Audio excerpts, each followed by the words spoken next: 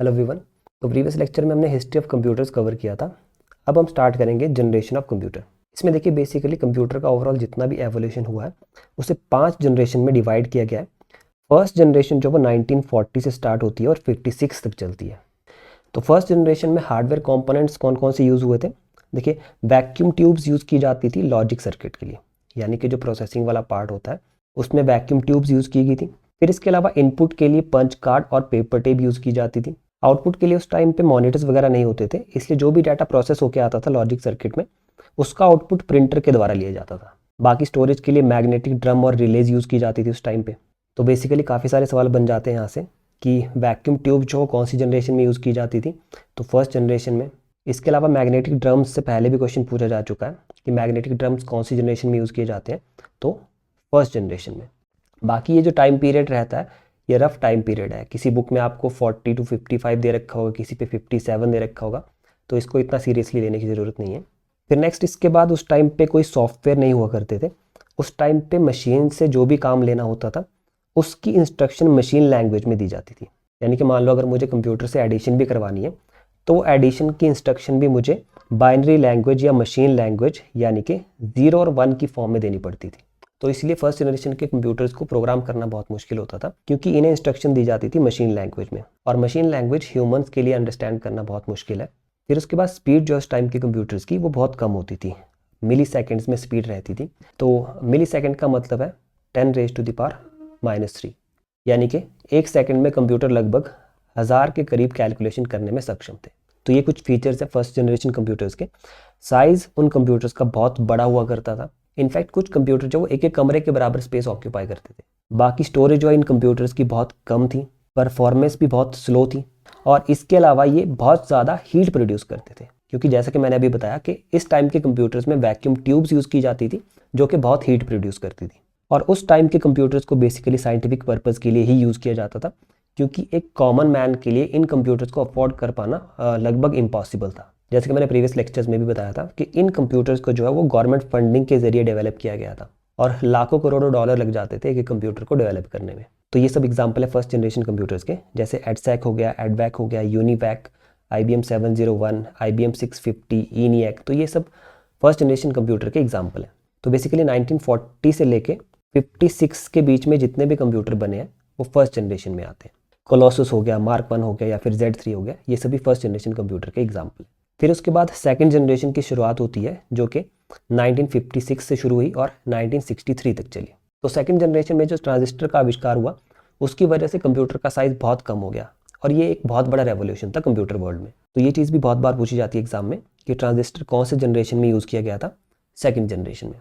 और ये एक लॉजिक सर्किटरी में यूज़ होने वाला कॉम्पोनेंट था, प्रोसेसिंग वाला जो पार्ट होता है। फिर उसके बाद मैग्नेटिक कोर को यूज़ किया जाने लगा प्राइमरी मेमोरी के रूप में। मैग्नेटिक टेप्स और डिस्क यूज़ की जाने लगी सेकेंडरी मेमोरी में। बाकी कंप्यूटर को इनपुट देने के लिए अभी भी पंच कार्ड और पेपर टेप का यूज़ किया जाता था। और एक और चीज़ यहाँ पे नोट करने लायक है कि जो अर्ली एनालॉग ऑप्टिकल डिस्क थी, जिसे हम CDs भी कहते हैं, तो उसका आविष्कार भी सेकेंड जनरेशन में हो गया था। डेविड पॉल ग्रेग ने 1958 में एनालॉग ऑप्टिकल डिस्क का कंसेप्ट दिया था। फिर इसके अलावा सेकेंड जनरेशन में असेंबली लैंग्वेज यूज़ की जाने लगी, जो as compare to machine language आसान थी ह्यूमंस के लिए। एग्जाम्पल के तौर पे इसमें एडिशन करवाने के लिए ऐड इंस्ट्रक्शन का यूज़ किया जाता था, सब्ट्रैक्शन के लिए सब इंस्ट्रक्शन का यूज़ किया जाता था।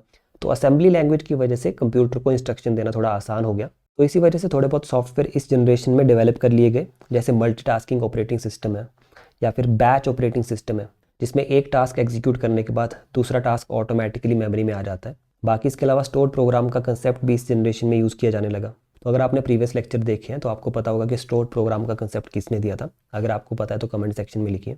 बाकी स्टोर्ड प्रोग्राम का कंसेप्ट होता क्या है, जैसे मान लो मैंने एडिशन करवानी है, तो एडिशन के लिए ऑलरेडी जो प्रोग्राम है वो कंप्यूटर में रहेगा, मुझे बस कंप्यूटर को इनपुट देनी है और कंप्यूटर ऑटोमेटिकली एडिशन करके मुझे आउटपुट दे देगा।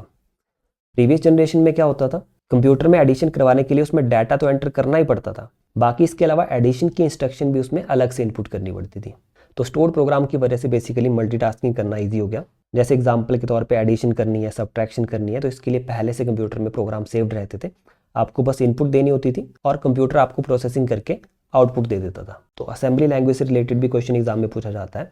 ये जो है सेकंड जनरेशन का फीचर है। बाकी कोबोल और फोर्ट्रैन के अर्लियर वर्जन भी इस जनरेशन में डेवलप किए गए, बट इन लैंग्वेज को थर्ड जनरेशन लैंग्वेज कंसिडर किया जाता है, ना कि सेकंड जनरेशन लैंग्वेज, क्योंकि सेकंड जनरेशन में इनका सिर्फ अर्लियर वर्जन डेवलप किया गया था। इनका कॉमन यूज जो वो थर्ड जनरेशन में स्टार्ट हुआ। तो याद रखेंगे ये भी, first generation machine language, second generation assembly language. बाकी स्पीड इन कंप्यूटर्स की बढ़ के माइक्रो सेकंड्स में होगी। माइक्रो सेकंड मतलब 10⁻⁻⁶, यानी कि कंप्यूटर एक सेकंड में लगभग 10 लाख कैलकुलेशन करने में सक्षम था। बाकी ट्रांजिस्टर की वजह से ये कंप्यूटर और रिलायबल बन गए। साइज इनका as compare to previous generation छोटा हो गया, और ट्रांजिस्टर के यूज की वजह से ये कम हीट प्रोड्यूस करने लगे, और असेंबली लैंग्वेज की वजह से इन कंप्यूटर्स को प्रोग्राम करना ईजी हो गया। इसके अलावा अगर हम एप्लीकेशंस की बात करें तो इन कंप्यूटर्स का यूज साइंटिफिक पर्पस के लिए भी किया जाता था, और कमर्शियल पर्पस जैसे बिलिंग हो गया या पेरोल प्रोसेसिंग हो गया, उसमें भी किया जाता था। बाकी इन कंप्यूटर्स की कमर्शियल प्रोडक्शन कॉस्ट बहुत ज़्यादा थी, तो इसलिए बहुत कम लोगों के पास जो इन कंप्यूटर्स का एक्सेस था। तो ये जो है सेकंड जनरेशन कंप्यूटर्स के एग्जांपल है। IBM 1401 हो गया, 7030 हो गया, 1620 हो गया, 7094 हो गया,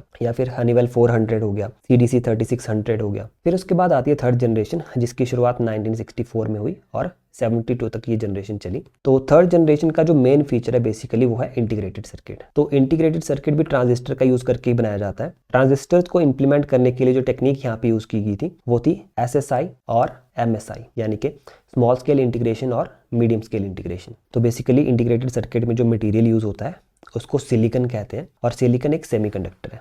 इस चीज़ को भी याद रख लीजिएगा, यहाँ से भी एक क्वेश्चन पूछा गया था प्रीवियस एग्जाम में। बाकी इसके अलावा थर्ड जनरेशन में इनपुट के लिए कीबोर्ड यूज किए जाने लगे और आउटपुट के लिए मॉनिटर यूज किए जाने लगे। और इसके अलावा थर्ड जनरेशन में माउस का भी आविष्कार कर लिया गया। डगलस एंजलबर्ट ने 1963 और 64 के पीरियड में माउस का आविष्कार किया था। तो ये भी इंपॉर्टेंट इन्फॉर्मेशन है, यहाँ से भी क्वेश्चन बन सकता है। बाकी इसके अलावा माउस का जो कॉमन यूज है कंप्यूटर्स में वो फोर्थ जनरेशन में ज़्यादा किया जाने लगा। थर्ड जनरेशन में सिर्फ इसके अर्लियर वर्जन ही डेवलप किए गए थे। बाकी इसके अलावा कैश मेमोरी का कंसेप्ट इस जनरेशन में इंट्रोड्यूस कर दिया गया, और कैश मेमोरी को इन्वेंट किसने किया था? मॉरिस विल्किस ने। 1965 के पेपर में इन्होंने कैश का कंसेप्ट दिया था। बाकी इसके अलावा मैग्नेटिक टेप्स का इस जनरेशन में अभी भी यूज हो रहा था, जिसकी शुरुआत सेकंड जनरेशन में हुई थी। बाकी इसके अलावा फ्लॉपी डिस्क का कंसेप्ट इस जनरेशन में इंट्रोड्यूस कर दिया गया, जिसे IBM के इंजीनियर्स ने डेवलप किया था, जिनको कि एलन शुगर लीड कर रहे थे। फिर इसके अलावा पहली इलेक्ट्रॉनिक रैम, जिसको डायनेमिक रैंडम एक्सेस मेमोरी भी कहा जाता है, उसे इन्वेंट किया गया 1968 में रॉबर्ट डेनेट के द्वारा। तो ये फैक्ट भी नोट करने लायक है। डायनेमिक रैम या फिर रैम को किसने इन्वेंट किया था? रॉबर्ट डेनेट ने। और साथ ही बबल मेमोरी भी इस जनरेशन में इंट्रोड्यूस की गई, जो कि एक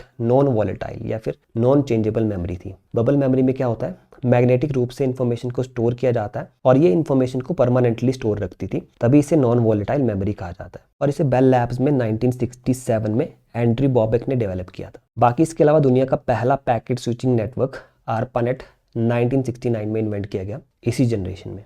इसके बाद अगर हम सॉफ्टवेयर्स की बात करें तो रियल टाइम ऑपरेटिंग सिस्टम यहाँ पे यूज़ किया जाने लगा। अब रियल टाइम ऑपरेटिंग सिस्टम क्या होता है? इसमें कुछ टाइम कंस्ट्रेंट लगाए जाते हैं, यानी कि कुछ माइक्रो सेकंड या नैनो सेकंड के अंदर कंप्यूटर को आउटपुट देनी पड़ती है। एग्जाम्पल के तौर पे एरोप्लेन्स हो गए, या फिर गाड़ी का स्पीडोमीटर हो गया, या फिर हॉस्पिटल्स में जो यूज़ किया जाता है ECG, इलेक्ट्रोकार्डियोग्राफी, तो ये भी real time operating system use करते हैं। इसके अलावा टाइम शेयरिंग ऑपरेटिंग सिस्टम भी थर्ड जनरेशन का फीचर है। Multi level programming third generation का फीचर है। ये क्वेश्चन पहले भी एग्जाम में पूछे जा चुके हैं कि मल्टी लेवल प्रोग्रामिंग कौन सी जनरेशन का फीचर है। टाइम शेयरिंग से क्वेश्चन पूछा गया था, रियल टाइम ऑपरेटिंग सिस्टम से क्वेश्चन पूछा गया था, तो ध्यान में रखेंगे इन सभी फैक्ट्स को। फिर इसके अलावा database management system third generation में यूज़ किया गया। Unix operating system third generation में डेवलप किया गया। फिर इसके बाद थर्ड जनरेशन में यूज़ की जाने वाली हाई लेवल लैंग्वेजेस कौन कौन सी हैं? सी होगी, C++, जावा, पाइथन, पास्कल, फोर्ट्रैन, कोबोल या फिर बेसिक, ये सभी लैंग्वेजेस जो थर्ड जनरेशन में यूज़ की गई। बाकी कंप्यूटर्स का प्रोसेसिंग टाइम जो है घटकर नैनो सेकंड्स में हो गया। नैनो सेकंड्स मतलब 10⁻⁻⁹। फिर इसके अलावा ये कुछ फीचर है थर्ड जनरेशन कंप्यूटर के, इनका साइज जो है और छोटा हो गया, और थर्ड जनरेशन में हार्डवेयर अलग से बेचा जाने लगा और सॉफ्टवेयर अलग से बेचा जाने लगा। बाकी इस जनरेशन के कंप्यूटर को साइंटिफिक पर्पस के लिए भी यूज़ किया जाता था, और साथ ही इसकी कमर्शियल प्रोडक्शन जो वो और सस्ती हो गई। तो ये सब एग्जाम्पल है इस जनरेशन के कंप्यूटर के। IBM 360 हो गया, 370 हो गया, 168 हो गया, CDC 6600 हो गया, PDP 8 और 11 दोनों इसी जनरेशन में आते हैं। NCR 395 हो गया, B6500 हो गया, या फिर हनीवेल का 6000 कंप्यूटर हो गया। फिर उसके बाद आती है फोर्थ जनरेशन जो 1972 से स्टार्ट होती है और 1989 तक चलती है। और जैसा कि मैंने पहले भी बताया कि ये टाइम पीरियड जो है ये एक रफ आइडिया होता है। किसी बुक में ये आपको 1985 देखने को मिलेगा, किसी बुक में ये 1983 दे रखा है, तो यहाँ से क्वेश्चन नहीं पूछते हैं, इसको इतना सीरियसली लेने की ज़रूरत नहीं है। तो माइक्रो प्रोसेसर को बनाने में कौन सी टेक्नोलॉजी यूज़ की जाती है, ये क्वेश्चन भी एग्जाम में पूछा गया था। तो LSI या फिर VLSI टेक्नोलॉजी यूज़ की जाती है माइक्रो प्रोसेसर के इम्प्लीमेंटेशन में। बाकी माइक्रो प्रोसेसर में भी जो मेन कंपोनेंट यूज़ हुआ था वो ट्रांजिस्टर ही था। इसमें मिलियंस ऑफ ट्रांजिस्टर यूज़ किए गए थे। तो माइक्रो प्रोसेसर एक इंपॉर्टेंट फैक्ट हो गया 4th जनरेशन में। LSI और VLSI टेक्नोलॉजी यहाँ पे यूज़ की जाने लगी। LSI मतलब लार्ज स्केल इंटीग्रेशन, VLSI मतलब वेरी लार्ज स्केल इंटीग्रेशन। इसके अलावा सेमीकंडक्टर रैम की स्पीड यहाँ पे बढ़ गई 4th जनरेशन में। विनचेस्टर डिस्क जो कि एक मैग्नेटिक टाइप की ही डिस्क है, ये इस पीरियड में यूज़ होने लगी। CD-ROM का यूज़ बढ़ गया 4th जनरेशन में। बाकी मैग्नेटिक टेप्स हो गया, फ्लॉपी डिस्क हो गया, ये 3rd जनरेशन में भी यूज़ हो रही थी और इस जनरेशन में भी यूज़ हो रही है। बाकी कंप्यूटर नेटवर्क डेवलप होने लगे इस जनरेशन में, जैसे LAN हो गया या फिर WAN हो गया, ये इसी जनरेशन में डेवलप हुए थे। माउस जो कि 3rd जनरेशन में इन्वेंट किया गया था, उसका इस्तेमाल जो 4th जनरेशन में अब ज़्यादा बढ़ गया। और साथ ही कुछ हैंड हेल्ड डिवाइस जैसे मोबाइल फ़ोन्स हो गया, वो मार्केट में आने लगे। तो ये फैक्ट भी याद रखेंगे, मोबाइल फ़ोन का इन्वेंशन किसने किया था? मार्टिन कूपर ने 1973 में। फिर इसके बाद मल्टी प्रोसेसिंग ऑपरेटिंग सिस्टम इस पीरियड में यूज़ किया जाने लगा। Graphical user interface 4th generation का फीचर है। डिस्ट्रीब्यूटेड सिस्टम 4th जनरेशन का फीचर है। MS-DOS यानी कि माइक्रोसॉफ्ट डिस्क ऑपरेटिंग सिस्टम, इसे भी इंट्रोड्यूस कर दिया गया 4th जनरेशन में। बाकी माइक्रोसॉफ्ट की विंडोज़ भी 4th जनरेशन में ही आई थी। फिर इसके बाद लैंग्वेजेस में क्या क्या इंप्रूवमेंट हुई 4th जनरेशन में?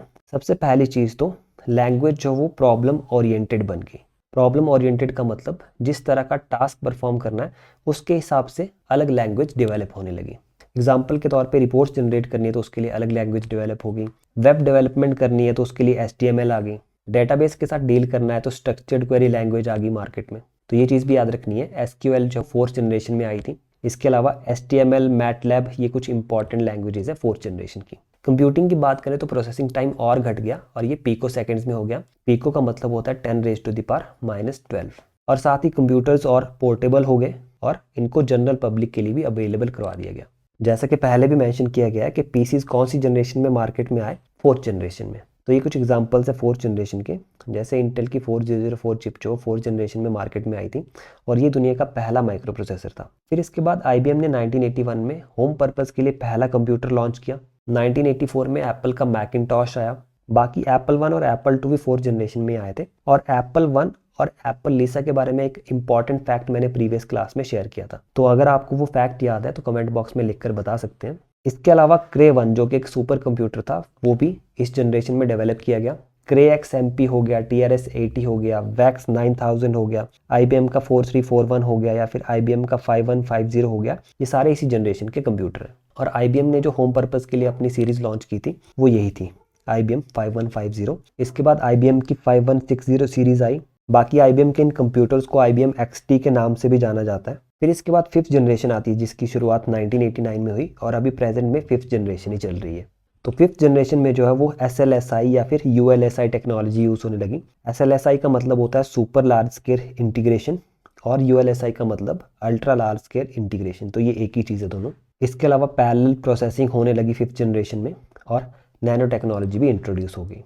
अब ये नैनो टेक्नोलॉजी क्या है? इसमें बहुत छोटे आकार के कंपोनेंट यूज़ किए जाते हैं 10⁻⁹ साइज़ के। तो 10⁻⁹ को जो वो नैनोमीटर कहा जाता है, तो इसलिए इस टेक्नोलॉजी को नैनो टेक्नोलॉजी भी कहते हैं। इसके अलावा पैरेलल प्रोसेसिंग क्या चीज़ होती है? मान लो मैंने एडिशन परफॉर्म करवानी है कंप्यूटर में, तो इस टास्क को कंप्यूटर क्या करता है, मल्टीपल कंपोनेंट में ब्रेक कर लेता है और फिर इन कंपोनेंट पे कंप्यूटर के अलग अलग CPUs या फिर कोर जो वर्क करते हैं एक ही टाइम पे। तो इससे क्या होता है कि प्रोसेसिंग स्पीड बहुत बढ़ जाती है कंप्यूटर की। तो ये जो पैरेलल प्रोसेसिंग है ये 5th जनरेशन में यूज़ की गई थी। इनफैक्ट जो सुपर कंप्यूटर्स है उसमें भी पैरेलल प्रोसेसिंग यूज़ की जाती है। बहुत बड़ी बड़ी मैथमेटिकल कैलकुलेशन जहाँ पे करनी होती है तो वहाँ पे मल्टीपल कंप्यूटर्स को पैरेलली कनेक्ट कर दिया जाता है और वे एक ही टास्क पे सेम टाइम पे वर्क करते हैं। तो इससे सुपर कंप्यूटर की जो कैलकुलेशन स्पीड है वो बहुत बढ़ जाती है। बाकी इसके अलावा आर्टिफिशियल इंटेलिजेंस बहुत इंपॉर्टेंट फीचर है 5th जनरेशन का। यहाँ से पहले भी क्वेश्चन पूछा गया है। आर्टिफिशियल इंटेलिजेंस और एक्सपर्ट सिस्टम एक ही चीज़ है बेसिकली। बाकी इसके अलावा नेचुरल लैंग्वेज प्रोसेसिंग भी 5th जनरेशन का फीचर है। और ये होता क्या है, आपने गूगल का जेमिनाई देखा होगा, उसमें क्या होता है कि हिंदी या इंग्लिश में बात करके आप जो वो AI से इन्फॉर्मेशन कलेक्ट कर सकते हैं। तो जेमिनाई से इन्फॉर्मेशन कलेक्ट करने के लिए आपको वहाँ पे टाइप करने की भी ज़रूरत नहीं होती है, आप सिंपली हिंदी में बात करके जो वो उससे इन्फॉर्मेशन मांग सकते हैं। तो इसी चीज़ को नेचुरल लैंग्वेज प्रोसेसिंग कहा जाता है। बाकी वॉइस रिकग्निशन भी एक फीचर है 5th जनरेशन का। वॉइस रिकग्निशन मतलब कंप्यूटर जो आपकी आवाज़ को पहचान लेता है और आपकी आवाज़ पे ही रिस्पॉन्ड करता है। तो एप्पल के डिवाइसेस में बेसिकली ये फीचर देखने को मिलता है। फिर इसके अलावा रोबोटिक्स हो गया, क्लस्टर कंप्यूटिंग हो गया, ये 5th जनरेशन के फीचर हैं। क्लस्टर कंप्यूटिंग में होता क्या है कि मल्टीपल कंप्यूटर जो वो एक साथ फंक्शन करते हैं, जैसे क्लाउड कंप्यूटिंग हो गया या फिर सुपर कंप्यूटर हो गया। इसके अलावा इंटरनेट और वर्ल्ड वाइड वेब भी 5th जनरेशन में यूज़ किए जाने लगे। तो जैसा कि अभी हमने पढ़ा कि आर्टिफिशियल इंटेलिजेंस 5th जनरेशन का इंपॉर्टेंट फीचर है, और जॉन मैकार्थी को आर्टिफिशियल इंटेलिजेंस का फादर कहा जाता है, क्योंकि इन्होंने आर्टिफिशियल इंटेलिजेंस के लिए पहली लैंग्वेज बनाई थी जिसको लिस्प कहा जाता है। लिस्प मतलब लिस्ट प्रोसेसिंग। तो लिस्प जो है एआई में यूज़ होने वाली प्रोग्रामिंग लैंग्वेज है।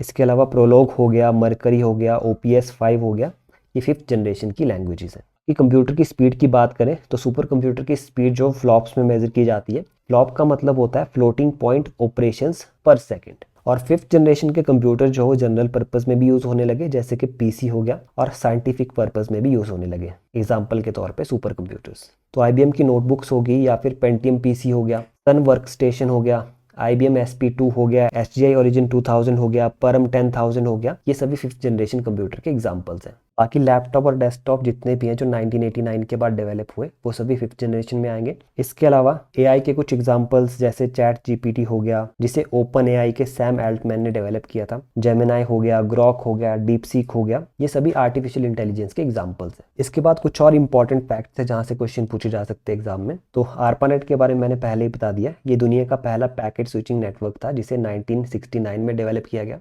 पहला widely adopted local area network कौन सा था? ईथरनेट, जिसे जेरोक्स PARC ने 1973 में डेवलप किया था, और IEEE ने इसे 1985 में स्टैंडर्डाइज कर दिया। IEEE का मतलब होता है institute of electrical and electronics engineering. फिर IBM ने 1976 में पहला कमर्शियल लेजर प्रिंटर लॉन्च किया जिसका नाम था IBM 3800। बाकी लेजर प्रिंटिंग का जो कंसेप्ट है वो IBM ने इंट्रोड्यूस नहीं किया था, इसे इन्वेंट किया था जेरोक्स कंपनी ने 1969 में, और पर्टिकुलरली अगर इन्वेंटर की बात करें तो वो है गैरी स्टॉकवेदर। बाकी लेजर प्रिंटिंग का कंसेप्ट मार्केट में लाने के बावजूद भी जेरोक्स ने अपना पहला लेजर प्रिंटर जेरोक्स 9700 1978 में लॉन्च किया था। तो IBM ने इससे पहले ही 1976 में लेजर प्रिंटर की कमर्शियल प्रोडक्शन स्टार्ट कर दी थी। फिर इसके बाद HP ने 1984 में पर्सनल कंप्यूटर के लिए पहला लेजर प्रिंटर लॉन्च कर दिया जिसका नाम था HP LaserJet। देन इंटेल ने 1989 में अपना इंटेल 486 माइक्रो प्रोसेसर लॉन्च किया जो एक 32 बिट x86 माइक्रो प्रोसेसर था। 32 बिट का मतलब है ये एक बार में 32 बिट का डाटा जो प्रोसेस कर सकता था, और x86 जो एक इंस्ट्रक्शन सेट है जिसका यूज करके सॉफ्टवेयर जो वो हार्डवेयर के साथ कम्युनिकेट करते हैं। तो इसे भी हम आने वाले लेक्चर्स में डिस्कस करेंगे। फिर इसके बाद 1993 में इंटेल का पेंटियम प्रोसेसर आया, और माउस के बारे में मैंने आपको ऑलरेडी बता दिया है, डगलस एंजलबर्ट ने इसे 1963 में इन्वेंट किया था। और इसके अलावा कीबोर्ड जो कि 3rd जनरेशन में यूज किया जाने लगा इनपुट के लिए, उसे भी पहले ही डेवलप कर लिया गया था क्रिस्टोफर लैथम शोल्स के द्वारा। पर ये जो कीबोर्ड थे इन्हें ज्यादातर जो वो टाइपराइटर्स में यूज किया जाता था, कंप्यूटर में इसे 3rd जनरेशन में यूज किया जाने लगा। अब इसके बाद इंडिया में कंप्यूटिंग किस तरीके से स्टार्ट हुई? 1955 में इंडिया में पहला कंप्यूटर आया था जिसे इंडिया ने खुद नहीं डेवलप किया। इस कंप्यूटर को ब्रिटिशर्स ने बनाया था जिसका नाम था HEC-2M। HEC मतलब हॉलरेथ इलेक्ट्रॉनिक कंप्यूटर, जिसके बारे में हमने हिस्ट्री ऑफ कंप्यूटर में भी पढ़ रखा है। तो ये इन्होंने बना बनाया कंप्यूटर लिया था ब्रिटेन से, और इसे कहाँ पे इंस्टॉल किया गया? इंडियन स्टैटिस्टिकल इंस्टीट्यूट कोलकाता में। इसके बाद अगला जो कंप्यूटर है टिफ्रैक, इसे इंडिया में बनाया तो गया था बट डिजाइन इंडिया का खुद का नहीं था। इस कंप्यूटर को IS मशीन के डिजाइन के आधार पर बनाया गया था, और इस कंप्यूटर को टिफ्रैक नाम किसने दिया था? जवाहरलाल नेहरू ने। टिफ्रैक का मतलब होता है Tata institute of fundamental research automatic calculator, और इसे 1969 में विक्रम साराभाई ने भाभा एटॉमिक रिसर्च सेंटर में इंस्टॉल किया था। बाकी अगर हम बात करें कि इंडिया का पहला कंप्यूटर जो कि इंडिया में ही डिजाइन किया गया था और इंडिया में उसको मैन्युफैक्चर भी किया गया था, तो वो कौन सा था? सिद्धार्थ कंप्यूटर, जिसे बनाया था ECIL ने। बाकी इसके अलावा इंडिया का पहला सुपर कंप्यूटर कौन सा था? परम 8000, जिसे विजय पी भाटकर ने 1991 में डेवलप किया था। दुनिया का सबसे पहला सुपर कंप्यूटर कौन सा था? CDC 6600। अब कुछ बुक्स में जो वो क्रे-1 दे रखा है, क्रे-1 सही आंसर नहीं है। CDC 6600 जो वो दुनिया का पहला सुपर कंप्यूटर है जिसे सेमूर क्रे ने 1964 में डेवलप कर लिया था, और क्रे-1 आया था 1976 में। ये दोनों US के ही कंप्यूटर है। बाकी क्रे-1 जो वो पहला ऐसा कंप्यूटर था जिसमें वेक्टर प्रोसेसर डिजाइन यूज किया गया था। और अगर हम बात करें कि इंडिया का सबसे फास्ट कंप्यूटर कौन सा है प्रेजेंट में, तो वो है AI रावत PSAI, जिसे CDAC ने डेवलप किया है। CDAC मतलब centre for development of advance computing, जिसका हेडक्वार्टर पुणे में। तो इस सुपर कंप्यूटर ने पूरे वर्ल्ड में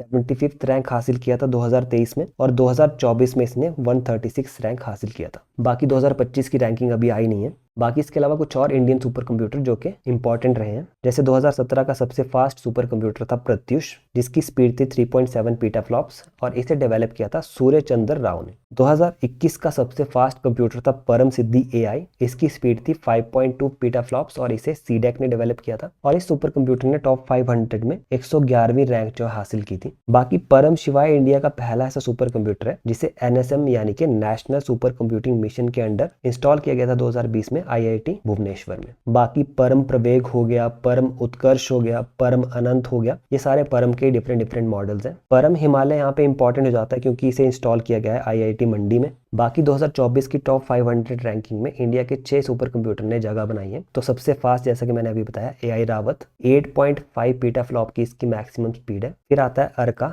देन अरुणिका हो गया, प्रत्युष हो गया, अर्का एआई हो गया या फिर मिहिर हो गया, ये सारे इंडिया के ही सुपर कंप्यूटर्स हैं। फिर इसके बाद अगर हम बात करें वर्ल्ड के फास्टेस्ट सुपर कंप्यूटर की, तो उसमें टॉप पे जगह बनाई है एल कैपिटन ने, जो कि यूएसए का एक कंप्यूटर है और इसे बनाया किसने है, एचपीई ने, यानी कि ह्यूलेट पैकर्ड एंटरप्राइजेस। और अगर आप ऑपरेटिंग सिस्टम पे नजर डालेंगे तो आपको पता चलेगा कि सुपर कंप्यूटर में maximum Linux operating system use किया जाता है। तो वर्ल्ड के फास्टेस्ट सुपर कंप्यूटर में पहला नंबर है एल कैपिटन का, ये दुनिया का फास्टेस्ट कंप्यूटर है 2024 तक और इसकी जो स्पीड है 1742 पीटाफ्लॉप से लेके 2746 पीटाफ्लॉप तक जाती है। फिर इसके अलावा यूएस का फ्रंटियर सुपर कंप्यूटर जो कि पहले फर्स्ट रैंक पे था, अब ये दूसरे रैंक पे पहुंच चुका है, इसे भी एचपीई ने ही बनाया हुआ है। बाकी इसके अलावा जापान का फुगाकू कंप्यूटर भी था जो कि 2021 में पहले रैंक पे था, अब ये छठे रैंक पे पहुंच चुका है। तो इसी के साथ हिस्ट्री ऑफ कंप्यूटर और जनरेशन ऑफ कंप्यूटर का चैप्टर खत्म होता है। बाकी अगर आप अपनी तैयारी को और बेहतर करना चाहते हैं तो आप हमारे पेड कोर्सेज भी ज्वाइन कर सकते हैं। पेड कोर्सेज में आपको पेपर 1 और पेपर 2 दोनों की तैयारी करवाई जाएगी। डेली लाइव क्लासेस होंगी उसमें आपकी, एक मॉर्निंग में एक इवनिंग में, और अगर इनकेस आप लाइव क्लासेस नहीं देख पाते हैं तो उसी का रिकॉर्डेड वर्जन भी ऐप में रहेगा। पीडीएफ नोट्स आपको फ्री में इस कोर्स में प्रोवाइड किए जाते हैं। प्रीवियस ईयर के क्वेश्चंस लाइव क्लास में डिस्कस किए जाते हैं और जैसे चैप्टर कंप्लीट हो जाता है तो उसके बाद आपके चैप्टर वाइज टेस्ट लिए जाते हैं और इनकेस आपको अगर लाइव क्लास में कोई भी डाउट आता है तो उसे आप उसी टाइम पे रिजॉल्व करवा सकते हैं। तो इतना सब कुछ आपको मिल रहा है सिर्फ 799 पर मंथ में। इसमें पेपर 1 और पेपर 2 दोनों के लिए आपको प्रिपेयर किया जाएगा। और अगर आप इस कोर्स को 1 साल के लिए लेते हैं तो ये कोर्स आपको 3999 में पड़ जाता है, जो कि लगभग आपको 300 पर मंथ के हिसाब से पड़ता है अगर आप फुल 1 ईयर का कोर्स लेते हैं तो। बाकी अगर आप सिर्फ पेपर 2 की तैयारी करना चाहते हैं तो 500 पर मंथ में आपको ये कोर्स मिल जाएगा और इसमें आपको बेनिफिट ये रहता है कि आपको सिर्फ 6 इंस्टॉलमेंट पे करनी है 500 पर मंथ की और पूरे 1 साल की वैलिडिटी मिल जाएगी आपको इस कोर्स में। तो इस कोर्स में भी आपको ये सब कुछ प्रोवाइड किया जाएगा। बाकी अगर इस सेशन में आपका कोई डाउट हो तो कमेंट सेक्शन में पूछ सकते हैं, नेक्स्ट वीडियो में मैं ज़रूर उसको रिजॉल्व कराऊंगा। बाकी अगर आप इस पूरे चैप्टर का पीडीएफ डाउनलोड करना चाहते हैं तो मैं इसको टेलीग्राम ग्रुप में डाल दूंगा, जिसका लिंक मैंने ऑलरेडी डिस्क्रिप्शन में दे रखा है। और अगर आप हमारे पेड बैचेस ज्वाइन करना चाहते हैं तो मैंने हमारी ऐप का लिंक डिस्क्रिप्शन में दे दिया है, आप वहाँ से उसे डाउनलोड कर सकते हैं और जो भी कोर्स आपको सूटेबल लगता है आप ऐप पे जाके उसको ज्वाइन कर सकते हैं। और ऐप डाउनलोड करने का एक और फायदा भी है कि ऐप पे आप जो भी क्वेरी पूछोगे उसको मैं डेफिनेटली आंसर करता हूँ। तो अगर आपकी कोई भी क्वेरी है तो आप हमारी ऐप डाउनलोड कर सकते हैं और वहाँ पे अपनी क्वेरी पूछ सकते हैं। और कोर्स के रिगार्डिंग आपकी कोई भी क्वेरी हो तो आप इस नंबर पे कांटेक्ट करके पूछ सकते हैं। तो आज के वीडियो में इतना ही, मिलते हैं नेक्स्ट वीडियो में।